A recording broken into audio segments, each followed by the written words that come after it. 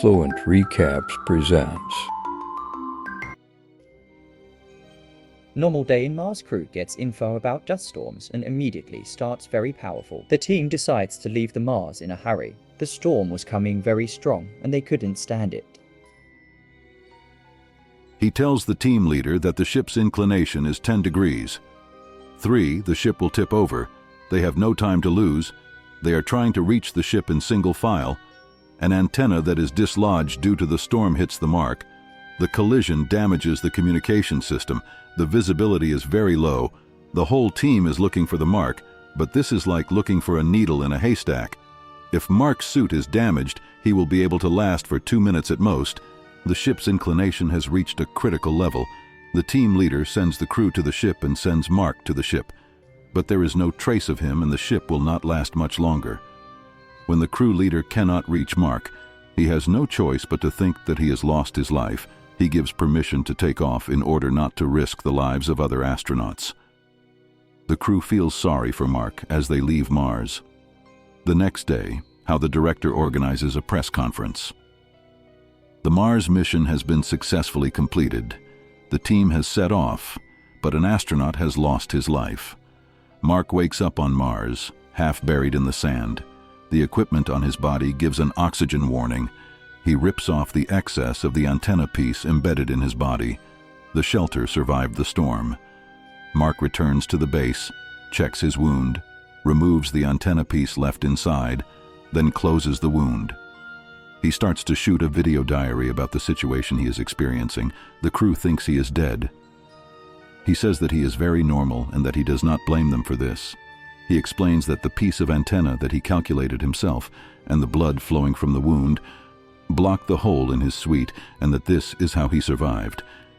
He estimates that a possible rescue mission to Mars by NASA will take an average of 4 years due to the distance between Earth and Mars.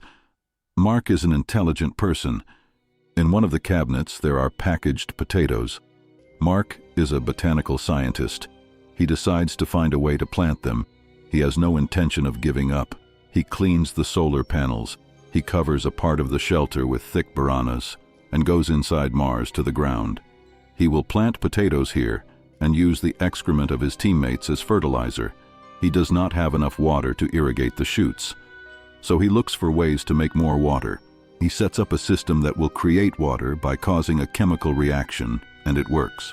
Hopefully, after a few days, he sees the walls of the greenhouse. He has created moistened, and the crops are starting to sprout. Mark is now more hopeful. He has not yet managed to communicate with NASA. Things are different in the world. NASA days later, one of NASA's satellite observers notices something wrong on Mars and immediately makes an emergency call to the director. According to the images, it is understood that Mark is still alive, but they prefer not to hide this situation from the press and tell everything. 4 years later, the astronauts on the new Mars mission will land 200 kilometers away from Mark's current position. Mark plans to reach them. Mark has a hungry rover that can only go 35 kilometers at a time, and it will take 50 days to get there from its current position. He starts to make adjustments to go further with the rover with the batteries he removed from a damaged vehicle. He succeeds in doubling the range of the rover, but he will have to switch off the heating for this range, and Mars is unbearably cold at night, so he looks for a solution and decides to put a radioactive box inside the vehicle, which he and his team had previously buried because it was too dangerous. NASA officials are planning to send supplies and auxiliary materials to the brand. In the meantime, Mark's crops have matured and he has made his first harvest. He separates the big ones to eat and sows the small ones again. Mark manages to reach NASA by rescuing a vehicle that was sent to Mars years ago from under the ground, and with the adjustments he made, the vehicle can only move its camera. They can't speak except yes and no. Mark develops a numerical communication system that allows him to send a series of codes to the NASA brand. Mark uses these codes to attach the rover vehicle so that he can now communicate properly with NASA. Mark and Vincent discuss rescue plans. They will send everything they need until the rescue takes place. The space shuttle is being prepared as fast as possible. When Mark learns of this, he relaxes and records his new growing crops in his video diary. He has enough food to last until the equipment to be sent by NASA arrives. But at this point, some things go wrong. While tending his garden, a small tear occurs in the wall of the superior entrance compartment where he stays.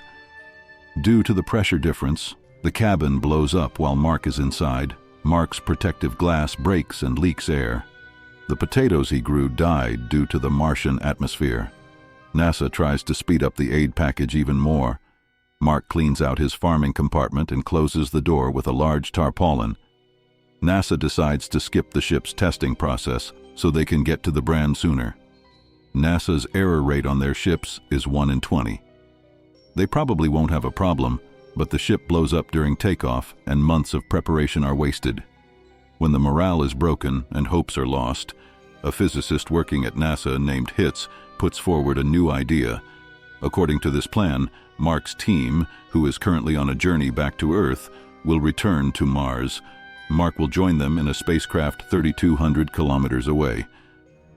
This plan is theoretically possible, but everything must go well. The lives of other astronauts are at stake, and the duration of Mark's team's stay in space is 500 days.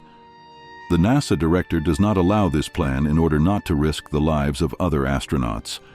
Mark's team volunteers for this, and although NASA does not allow it, they change their route. Mark will have to carry the equipment that keeps him alive, 3,200 kilometers, load his equipment into his vehicle, take his solar panels with him so that he can charge his vehicle on the road. NASA calculates that the ship Mark uses must be very fast, otherwise his team Mark dismantles everything from the control panels to the control panels. Mark is impatient to meet his team. He shaves and gets ready, puts on his spacesuit and waits for instructions from his team. Mark faints under the effect of the launch force. Mark faints, his teammates are not looking for their ship. Close enough, Mark cuts the spacesuit and moves towards the other ship in the vacuum of space. The leader manages to catch Mark. They pull them on the ship. They are happy to be together again. When they inform NASA, everyone screams for joy. When they return to the world, Mark starts teaching at NASA. So we came to the end of this film. Don't forget to like and subscribe to this video. To support me, you can find information about the film in the explanation section. See you in the next video. I think Mosem goodbye.